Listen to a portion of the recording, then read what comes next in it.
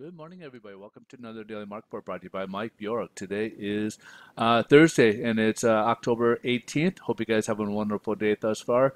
We do got just a couple items here on the docket, and we'll start off with the one we always get every Thursday, and that is the weekly jobless claims. Now, this is an important one, primarily because it is each there's 1 week of the month that we get a sample week, and that's used part of the calculation towards the job numbers that the Bureau of Labor Statistics use, and that happens to be today.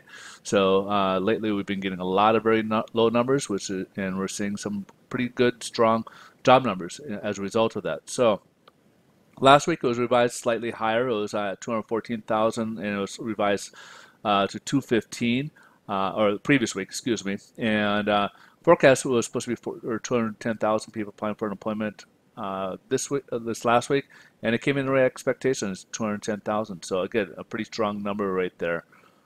And then we got the Philly Fed. This is the manufacturing in the Philadelphia region. So as you can see here, we've been getting some pretty good numbers between the Empire State Index and the Philly Fed, which is the New York and Philadelphia region. We had 22.9 in September, and forecast was supposed to be 20.5, and it dipped a little bit, but not quite what the expectation was. So it came in better than expectation at 22.2. And last but not least, we got the leading indicators for the month of September. So in August, we had a 0.4% increase, and then we had another 0.5% increase. This is kind of a nice indicator showing that where the economy is growing at a pretty good pace right now. So a very good sign right there. So far, stock market is down. We have Q3 earnings season. Why is that? Well, it's taking its cue mostly from yesterday's FOMC minutes, which was released about 11 o'clock Pacific Standard Time yesterday morning, and basically came in quite hawkish that the Fed may be more aggressive than they probably initially thought when it comes to interest rate hikes. And then they did say that they're seeing some inflation that might pop ahead of the 2%, and they really don't want it going above 2%. So they might get a little bit more aggressive in terms of the whatchamacallit, the Fed rate hikes, and that's been a concern because right now yields are very high. Today we're seeing it. We'll see here in a little bit, but yields have been pretty high of late, which is twofold. It creates a higher cost for that of the corporations and governments for doing business. So their costs are going to go up as a result for borrowing. Also, the stock market is pretty high.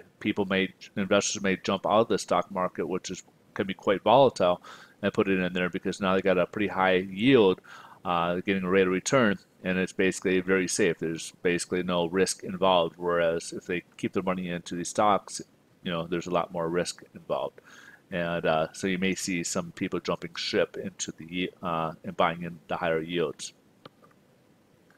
So let's take a look here at the bond market. As you see, yesterday late in the day we had we had been kind of hovering in this range here in the middle here, and then late in the day we just dropped. It was kind of gradually doing it after the FOMC minutes, and they didn't like to talk about inflation. That's usually the enemy, and that's why it kind of dropped further. We closed the day up minus 27 basis points, which gave us lenders for a reprice for the worst. So lenders came out with worse pricing later in the day, and that's been carried over today. Those who did not price in yesterday will show worse pricing today. So from where we started yesterday, it's worse pricing. But from where we left off, it's pretty similar to where we left off yesterday. Right now, this is showing 5 basis points, but at one point we were down about 3 basis points. So as you can see, we've been kind of in this little range here, and we could keep going down here and touch this floor of support, which is about another 9 basis points.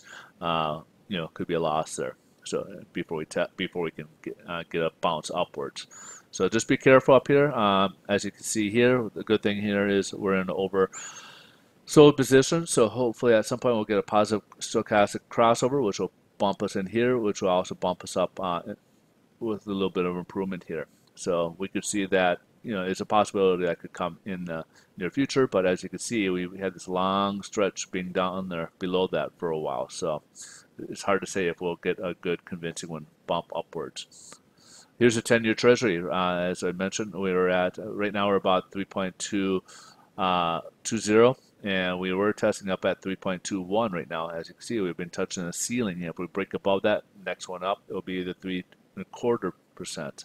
And again, this is kind of putting pressure on the bonds as well as this is putting pressure on the stock market as well. All right, so be a little careful out there if you guys are floating rates or anything. But if you guys want to get updates or keep up to date with everything on the market, just come over to Twitter. You can find me at Mike Bjork as I post throughout the day on Twitter as well. You guys have a great rest of the day. Thanks so much for watching. We'll see you guys tomorrow. Bye-bye.